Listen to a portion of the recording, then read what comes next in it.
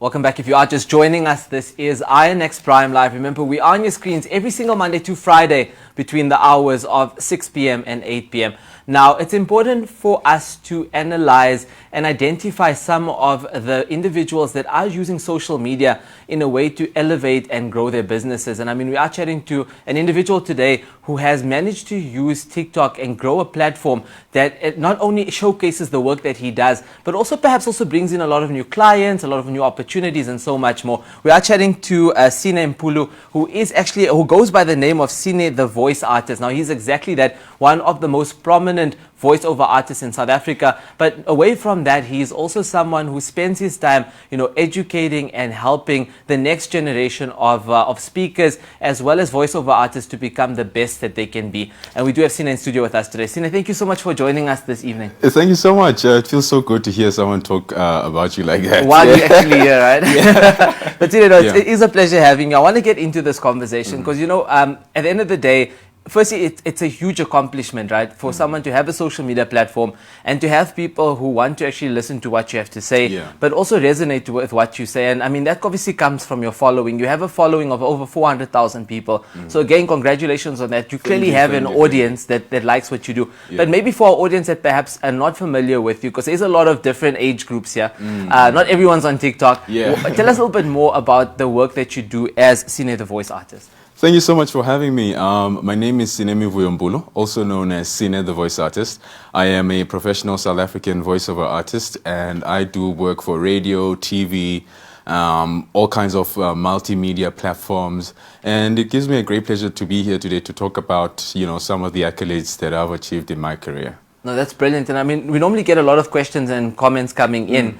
And it's normally questions for the guests, but I mean, we're just getting a lot of support from you. So I'm guessing a lot of the people you've trained probably, and people you've interacted with as well are saying they're watching and they're really enjoying it as well. But Sine, I just want to get onto this conversation. You pride yourself on, obviously, the fact that you have the ability yourself gives a good indication of the type of business you can run, right? But you do spend a lot of time going and, like I did mention, assisting people around you to be able to become the best version of themselves when it comes to their voices and also their production skills or whatever it might be.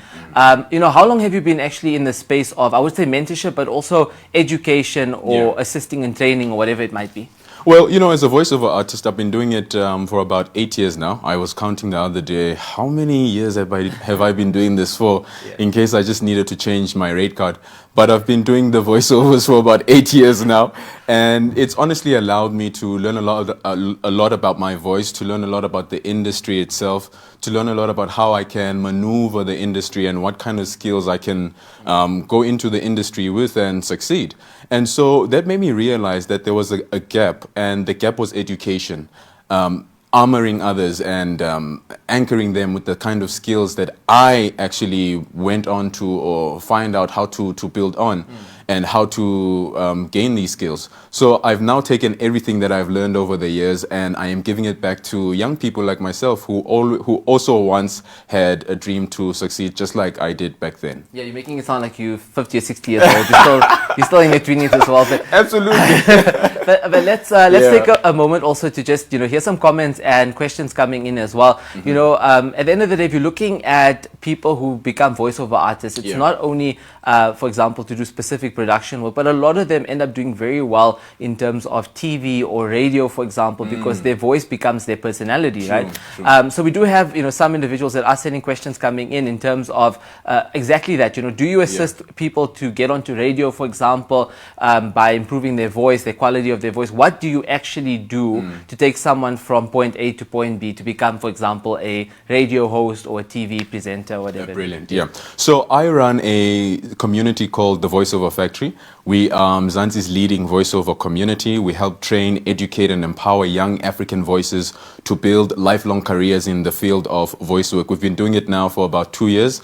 I run it together with my colleague Ndombi Miso from Radio 2000, and it's honestly been so great to help others realize their dreams, to help them bring them closer actually to the dream, to a position like yours where you are chatting to millions of people on national television using your voice as a a tool to educate, to empower, and to change lives. So we honestly empower people and train them to take the next step forward. We don't necessarily say by joining our community or by being a part of us, you're going to get the jobs. But it's us getting you ready for those jobs, because with preparation comes greater opportunities. No, without a doubt. And I mean, I'm going to ask you a bit of a side question as well, because it's important to cover a lot of the questions that are coming in. Lesefo wants to know, how do you trend on TikTok that much? What's the secret formula? The thing about TikTok is that there's no secret formula. There is no secret formula at all. I feel like with my creativity and with everything I put out there, it's very spiritual. So I actually get to sit down with myself and listen to myself and listen to what kind of voice I want to put out there, what kind of content I want to put out there, so that it just flows. It just goes out there and it reaches the right people. So for me, it's honestly a matter of just sitting down with yourself and realizing that, okay, what I'm doing now is the right thing. It's going to get me to where I want, and just doing it. I think you're right. I think it definitely is to do with, obviously the content is really good, but I think your delivery is also a very important thing, right? True. I mean, that's what you pride yourself on doing on a daily basis. Let's talk about this event that's coming up, Sina. I know that you guys are hosting a very important event. It's happening in October. It is going to be happening in Johannesburg. Tell us a little bit more about it. The Voiceover Factory, Mzansi's leading voiceover community. This year we return with 3 categories of voices. Voices for news, voices for radio and TV, and voices for acting. So with these 3 categories of voices, we'll be inviting practitioners from some of South Africa's top media brands and media houses, and we'll be asking them to educate our attendees and our artists live on stage. So whoever will be attending will get to experience 3 live on stage masterclasses by these media practitioners. Maybe you might be there with your team, educating the youth. But the whole point is to honestly help globalize the African voice. So as a leading voiceover community in Africa and in South Africa specifically, we want to help empower, we want to help educate, and we want to help train, only because we see how lucrative the industry is. And just looking at the stats, by 2028, the industry will be at about 200-something billion dollars alone. So you can imagine the kind of opportunities that are within the industry if it's, worth that much. And I mean, it's important for us as a channel as well to educate and inspire, right? Absolutely. And if you're looking at that in particular, I want to actually know, because we do have a question coming in from Darian. And Darian is saying that he's shortlisted for one of these, radio platforms, I think, to speak about traffic and to do the traffic on a daily basis. Nice. Great opportunity.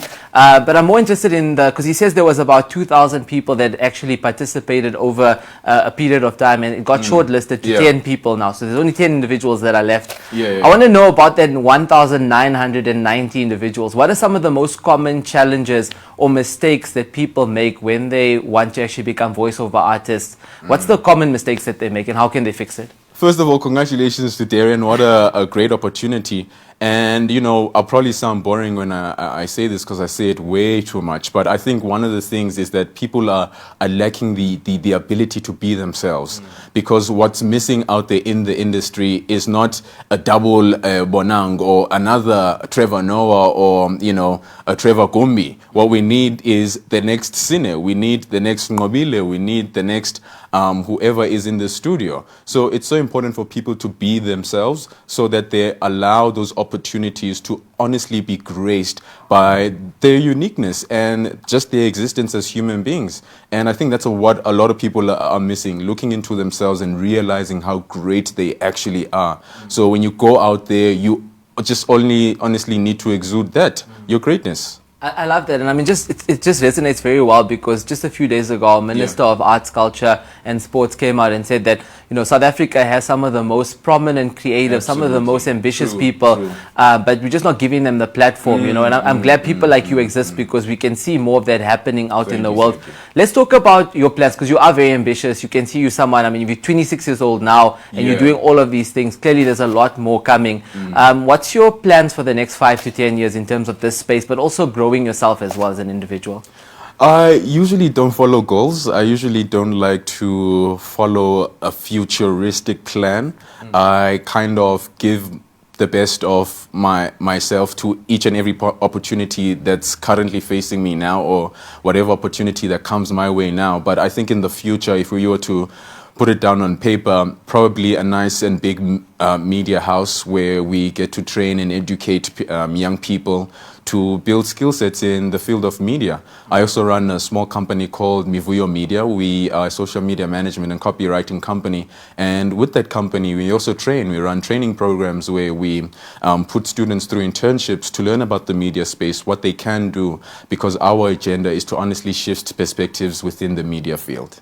That's brilliant. And we are getting more questions and comments coming in. I mean, we have quite a unique question coming in from Oscar in particular. You know, Oscar is actually someone who wants to change his profession completely. I mean, he's been, I think, a gynecologist for quite a while, but now he wants to actually get into the space of voiceover work. What advice do you have for him? What a transition, first of all. But, you know, the thing about voiceovers, and one thing that's been trending now is that a lot of people are mistaking the industry or the field of work itself as a 9-to-5 kind of job.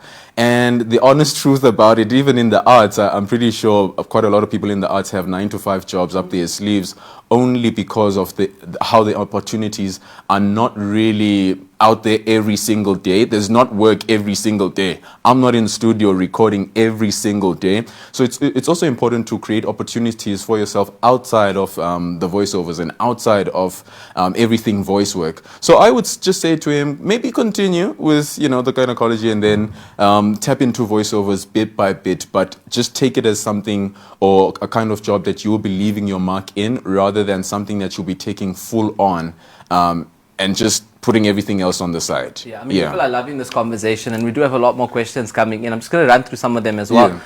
Michelle's definitely asking, how can she get involved and how can she actually interact with you guys to be able to become maybe perhaps a client where you can actually train her as well? That's the first question. Another question from Daniela. She wants to know, what do you currently feel is like, how do you look at the space currently in South Africa when it comes to opportunities for voiceover artists, like besides radio, TV, and the platforms that currently exist? Is it a big enough platform to have so many people entering into the space as well? Well, first of all, I think Daniela, right? What I would say to Daniela, lucky for you, our training is absolutely free, so you wouldn't even need to pay. All you have to do is to just follow the Voiceover Factory on Instagram and on TikTok. And once you do that, you will delve into a pile of educational material and resources that we put out there to help you as a voiceover artist. But I think for the industry just in general and its future, it's so important for us as young people to collaborate. It's so important for us to kind of create a conscious bargaining or collective bargaining, where we all think the same way, where we all think of the same ideas to kind of grow the industry, instead of trying to work as individuals that are, you know, excelling in their own departments and in their own corners. So it's so important for us to come together as young people so that we can honestly plan a gold way forward. No, I love that. And I mean, just also before we do let you go, and people, like I said, are really enjoying this conversation, is the fact that you are young yourself, you understand youth, you understand the high unemployment we have in South Africa, you understand the challenges that a lot of young people are facing, because, you know, because you're someone who interacts with so many people, I'm sure you hear about these challenges as well, and you know, faced with some of them as well.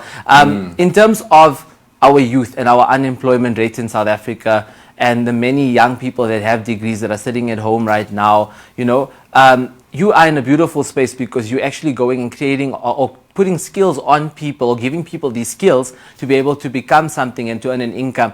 You know, what advice do you have for our youth that are currently at home right now, that maybe perhaps has a degree, or maybe they don't have a degree, but they want to have a better future for themselves, and they are ambitious, they are hardworking, they are consistent, but they're just not getting that break? What advice do you have for them? You know, it's unfortunate because the opportunities are not there every single day. But it's important for you as a young person as well to start with what you have, even though the process is so slow, and it wouldn't honestly turn out into a thing of bringing in $20 a day at home to put bread on the table. It doesn't mean that, but it's honestly a longevity thing. How long can you survive the ride of trying things out, of the trial and error? How long can you survive that pressure? So for anyone at home, I would say start with what you have. don't glamorize your journey so much because you've seen Sine on TikTok or you've seen Bonang on this reality show and where she is now. But you each have your own story that you are supposed to write, that you are supposed to build yourself. So you can never plant a rose today and, you know, pluck it out tomorrow from the ground. So it's an entire process, and it's so important for that entire process that you trust yourself fully. No, without a doubt. That was very, very powerful. And like Michelle also said in the message that she shared with us, that you definitely have a massive future ahead of you. Thank you so much for joining us on INX Prime. Thank you. Brilliant, guys. That is Sine Mpulu, who is actually also known as Sine the Voice Artist. Now, he is an incredible individual, a prominent social media figure, but also someone who cares about the future of our young people and South Africa as well. If you do want to get into contact with them in terms of voiceover work, definitely make contact with his business as well as himself so that you guys can get to that next level. On that note, we are going to take a quick ad break. We'll come right back.